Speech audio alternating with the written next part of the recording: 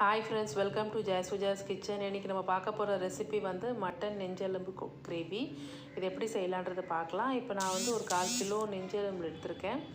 இது கூட வந்து நான் என்ன பண்ண போகிறேன், நல்லா வாஷ் பண்ணிவிட்டு இதை க்ளீன் பண்ணி எடுத்து வச்சுக்கோங்க. இப்போ இது வந்து ஒரு குக்கரில் ஆட் பண்ணிவிட்டு இது கூட நம்ம எல்லா மசாலாவும் 1 by 1 ஆட் பண்ணிக்கலாம். இது கோல்டுக்கு காஃபு அந்த மாதிரி ஃபீல் ஆச்சுனாலே இது உடனே வாங்கிட்டு வந்து நிறைய பேர் செஞ்சு சாப்பிட்டுடுவாங்க. இது எல்லாருக்குமே தெரியும். இப்போ நான் இதில் வந்து ஒரு 1/4 ஸ்பூன் வந்து மஞ்சள் தூள் ஆட் பண்ணிக்கிறேன். ஒரு 1.5 ஸ்பூன் அளவு வந்து இஞ்சி பூண்டு பேஸ்ட்டு. இது பார்த்திங்கன்னா நிறைய டெலிவரி ஆகிட்டு இருக்காங்க பார்த்தீங்களா, அவங்க குழந்தை பெற்ற தாய்மார்கள் கூட நிறைய பேருக்கு கொடுப்பாங்க. அந்த டைமில் ஒரு 1/2 ஸ்பூன் வந்து சால்ட்டு, அதுக்கப்புறமா நம்ம வேக வச்சதுக்கப்புறமா தனியாக அப்புறமா செக் பண்ணி ஆட் பண்ணிக்கலாம். இப்போ நான் வந்து இதில் 3 ஸ்பூன் வந்து குழம்பு மிளகாத்தூள் ஆட் பண்ணுறேன். ஏன்னா நான் இதுக்கப்புறம் கடைசியாக பெப்பர் ஆட் பண்ண போகிறேன். அதனால தான் நான் மிளகாத்தூள் வந்து கொஞ்சம் கம்மியாக ஆட் பண்ணிக்கிறேன். இது எல்லாத்தையும் நல்லா மிக்ஸ் பண்ணி விட்டுட்டு தண்ணி தேவையான அளவு நல்லா தண்ணி ஆட் பண்ணிவிட்டு இது நல்லா வேக வச்சுருங்க.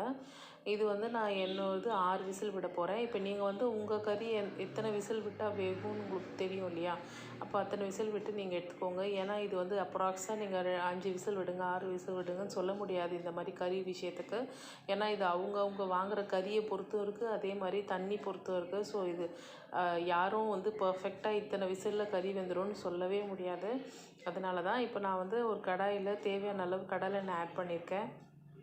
இதில் வந்து ஒரே ஒரு பட்டை, ஒரு பிரிஞ்சி இலை, கொஞ்சமாக கருவேப்பிலை, இது நல்லா பொரியட்டும்.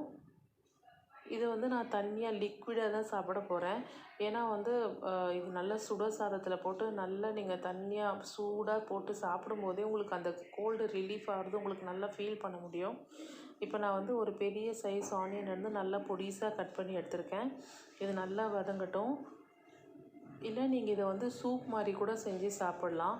அப்போது நீங்கள் வந்து கொஞ்சம் காரம் இன்னும் கொஞ்சம் கம்மி பண்ணிக்கோங்க. ஏன்னா நிறைய பேர் அவ்வளோ காரம் சாப்பிட முடியாது. இது ரைஸுனால நான் வந்து இந்த அளவுக்கு எடுத்திருக்கேன் காரம். இப்போ ஒரே ஒரு தக்காளி, அதையும் நல்லா ஆட் பண்ணிவிட்டு நல்லா வதங்கினதுக்கு அளவுக்கு நம்ம ஸ்மாஷ் பண்ணி எடுத்துக்கலாம். இதை ஒரு 2 நிமிஷம் மூடி போட்டு மூடி வச்சு நல்லா அது ஸ்மாஷ் ஆகட்டும். இப்போ பார்த்தீங்கன்னா தெரியும், இது நல்லா வெந்துருச்சு, உங்களுக்கு கலரும் நல்லா சேஞ்ச் ஆகிடுச்சு. இப்போ இந்த ஸ்டேஜில் நம்ம வேக வச்ச எலும்பு இருக்கு இல்லையா, அதையும் இதில் ஆட் பண்ணிக்கலாம். இப்போ நான் பார்த்தீங்கன்னா ஒரு 6 விசில் கரெக்டாக விட்டுருக்கேன். இப்போ எனக்கு கறி நல்லா வெந்துருச்சு.